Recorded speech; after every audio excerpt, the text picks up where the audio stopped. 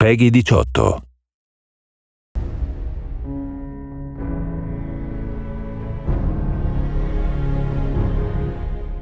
How's it going? I'm Matt from Bethesda, and we're here with Bethesda Game Studios. These guys have actually all worked on the game, the Fallout series, for over 10 years together. We've got the art director, Istvan Pele. Hello. Lead producer, Jeff Gardner. Hello. Lead writer, Emil Pagliarulo. And you guys don't need to welcome, or you know who he is. Yeah, let's welcome him. Here's Todd Howard, the game director of Fallout 4. So the game was announced about 2 weeks ago. We showed it at the showcase at E3. How are you guys coming along with the game? Great. You know, we're where we need to be. There's a lot to do yet. We build really big games, but you know, we make the games that we want to play, and it's a blast to play, and we're really excited to get it out to everybody. You know, and the joke that when you tell someone you're a video game developer and, oh, you play games all day, you know, no. So 3.5 years, you're not playing games all day, you're making them. But now it's sort of the part of the project where you are playing the game all day, trying to, you know, play it and test it and fix it and get it where it's supposed to be. So I've played the game probably 400 hours, and I'm still finding stuff that I haven't seen yet. Surprises. Yeah, this is my favorite part of the project. This is when it all starts coming together. It's clicking. So much fun. We're having a blast. I think that's one thing people don't realize is they think like that we know everything in the game. Like you think like I would know everything in the game. I actually don't. Because we have a studio that's worked together for a long time. I know most of the stuff in the game, but like I'll be playing the game and run into something and be like, who built this? What is this? Because it's so big. And then, you know, I think collectively we all know everything in the game, but usually we'll ask each other. What do you really think makes this feel like a new Fallout since the last one you put out? I think, you know, for every game, we step back and we look at, not as a sequel, but like what makes this Fallout? What is the essence of Fallout? So, you know, this is something where we step back and we're constantly reinventing things. And so this is a whole new take, a whole new vision. Well, I grew up in Boston, so for me, the Fallout 4 has an entirely different meaning. You know, it has a very personal connection to me. It has a lot of different tones through the world because it can be very scary, and then it can get kind of, at times, almost B-movie goofy, but it all kind of works together. In Fallout 3, I think the people who live in that world are very cognizant of they're in this destroyed world, you know?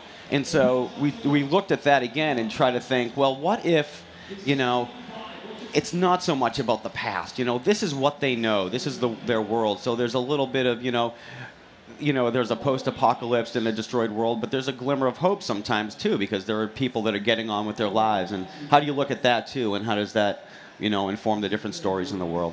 So, Istvan, when the team was finishing up Skyrim in 2011, you were actually putting stuff in the world already. What was that like, kind of being the first guy on the front line? Yeah, it was pretty cool. I mean, I went straight into this game right after Fallout 3 was finished and after we had finished all the DLC. So I was still very much fresh on just having completed that project and deciding, like, all right, what do we want to do this time that's different? We want to keep things fresh. We don't want to repeat ourselves. Fallout 3 had a very distinct visual style. It kind of, you know, you look at a screenshot, a video from it, you can easily identify it. But this time we kind of went back and sort of looked at it, and a lot of it for me was, okay, what is Fallout? Look back at Fallout 1. Like, what are some of the vibes you want to sort of carry over? So we looked at, you know, introducing more color, more variety in the world. There isn't sort of a tonal grading over the whole game visually this time. You look back at original games, the vibrancy of the vault suit, that color blue, the way it pops on screen, these color We had accents. a lot of blue debates. Yeah. Very specific. A lot of color green debates. How blue is your game? How blue is blue? That isn't bright green. It's more. Yeah. Yeah. The exact color green for the interface, all those little details. So it's going back and trying to find what the essence of the original game was, and trying to keep it fresh, trying to do something new. Do you remember what the first thing you did for the project was? Yeah, I think originally, you know, for one of the things we want to do with this game is really look at doing a post-apocalyptic city, Boston, trying to doing a really dense, realistic, large city. This is going to be one of our most richly detailed and dense environments that we've ever done. So a lot of it was for me looking at doing a small vertical slice. What's that going to feel like? Introducing new elements we haven't seen much of before, more verticality in the environments. And we had a lot of conversations early on, too, with the environment and the location to be recognizable, right? And D.C. is easy. You know, you've got the Washington Monument, the Capitol building. And so that was part of was talking about, you know, what is it visually about Boston that stands out, too, that separates it from another city? You know, red brick streets and a lot of, you know, classic architecture that sort of... Fenway Park, that stuck out a lot to us. Fenway Park. We got to get Fenway in there in the right way. Yeah. When did you guys kind of get to the decision that was going to be the next Fallout location? We debated for a while. We had some seeds in Fallout 3, and we felt that Boston was kind of the right... It's got the right mix of like American history mixed with high tech. It's very good for Fallout. Plus, it doesn't hurt that Emil grew up there, so you know he could talk more about it. Yeah, well, I remember the conversation with I remember the moment actually when we decided the game would be in Boston. It was Todd and Istvan and I in Istvan's office, and they were talking, and I'm thinking in my head like, are they going towards Boston? This is what I'm hearing. Like we're all sort of talking about it. He didn't want to oversell it. Yeah, that's the thing. Like I didn't want to be like, yeah, let's put the game in Boston. And so we finally decided let's set it in Boston. And Todd just turns to me and says, "Is that okay with you?" And I'm like, "All right, now we're talking." Yeah. As a developer, as a designer, and you're making the game, Boston, they call Boston America's walking city, and so there's a lot. You can fly into Logan Airport and you go downtown Boston. You can see a lot in a very short amount of time. And so I'm walking around in the game and I've gotten homesick. I'm like, this reminds me exactly like, oh, this is here. Does it look the same? Ouch. Yeah. My house is in the game, destroyed. So wow. Single tier. It's also a very visually intriguing environment too, because Boston has so much character. It's got a very specific look to it, all the red brick and whatnot, and introducing the Fallout elements to that visually in terms of like the high tech, the skyscrapers, the more futurism, blending the futurism with sort of the historical colonial quality to it. That was very exciting to try to figure that out. So you created a ton of work for this. I think we've got some footage of actually the concept art that went into creating all this. So Todd, I think you go into this that it's every little detail in the game is important, even from every monitor in the game. We always say that. I think it's hard for people who play our games to, wish they could be a fly on the wall in the office sometimes and see just how obsessive we get over all the details. We're not showing all the concept art here. We just possibly, we can't. But the lights there really are.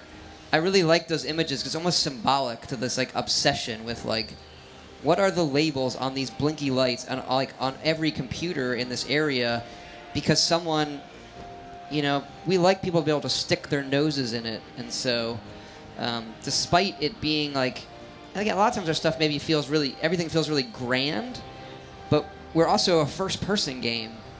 Yeah. So we need to hold up at both scales that you can stick your nose in it.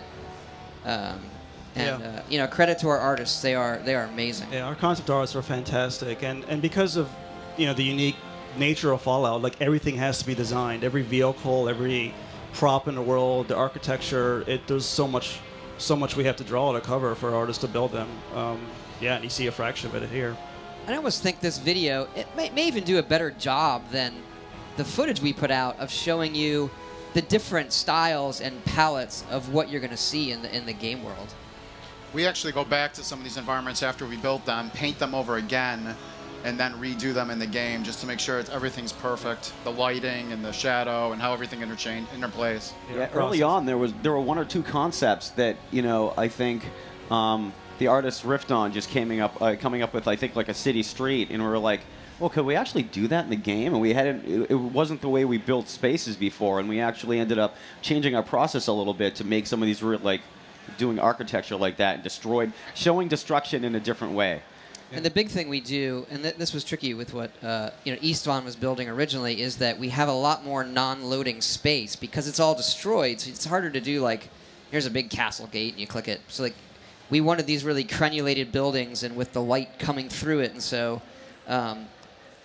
The concept artist could draw really crazy stuff like that, and with the new consoles and the memory and the tech, we're able to build these things where it's a lot more free flowing. Particularly, downtown was the biggest struggle. technically to get going at the detail level we wanted. The building of settlements and the weapon customization, that seems pretty crazy and ambitious for you guys. I think we have some footage of that right here. So did Hearthfire play a big part into this from Skyrim, or was it just something you wanted to do all along? I wouldn't say. We do a little bit of this in all the games we do. So when Hearthfire was being made, we knew we were doing this, but it wasn't. I wouldn't say one had anything to do with the other. It's just this one is completely.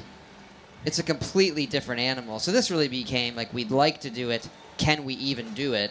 And I think the inspirations are pretty clear here. Things like Minecraft and other games that we like, and that we could do it really well in a world like Fallout. And I remember discussions actually because Jeff and Todd and our kids were playing Minecraft around the same time, so we would have these discussions about like what are our kids playing, what are they creating, and yeah, Terraria was another one. Yeah, right. Where people will come to your, and one of our artists made that. I just thought it was so awesome. It's like we got to put that in the video. Like that's not. He built that, and then set up all the. You can set up the wires and control them. One of the things we don't show because it's, we couldn't get in the video is he made a music player too. Like you can make things that play audio tunes and then plug the terminal in and adjust the pitch, and so. That's the visual programming kind of being able to do that, or how's that work? Yeah, because we have terminals in Fallout, we can kind of get away with like pseudo scripting without you getting in and modding and scripting, because you can build a terminal and then access everything on it. And so as the artists and the other designers make new things, they give them properties, and those properties will feed back to the terminal, and you can see those. So like, it works well in the game, but we're more excited to like get it out to everybody and then see what they make with it. Because you look at what people do with Minecraft, just with basic timers and switches and redstone, it's bonkers. So working on the project, Jeff, does it feel like you're a parent or an overseer making sure all this stuff's getting done to hit the release date? In some regards, I have 5 children, so it's not nearly as difficult as that, honestly. But one's enough for me right now. Yeah. They're wonderful. But like I said, we are blessed to work with some of the best professionals in this industry. We're still sort of a scrappy team in a way. We're just over 100 people, not nearly as big as some of the other studios. So we're able to really have great rapport, an individual rapport with most, all our developers, and really get like this great, I hate the word synergy, but that's what it is, going between different departments. And we empower people to do what they love when they come to our work, and they're really like, what can you contribute today? It's not like we hand them a task sheet or anything along those lines. We find surprises all the time in the game, and those are generally, for us, some of the best things in the game. Like, we've been working together, for 10 years on the Fallout series, right? But that's representative of the company, too. Like, most of the people at Bethesda have been there for a long time, so we've worked. A lot of people, most of the people on the team, we've been working with them for years, so you get to know them. There's a certain flow and energy, and just how they work. And how to communicate effectively with them. And people see the end result of what we do, but we're coming to the office for 4 years, and we spend a lot of time together. And that's, I think our creative energies together, everybody in the team, that really shows through in the game.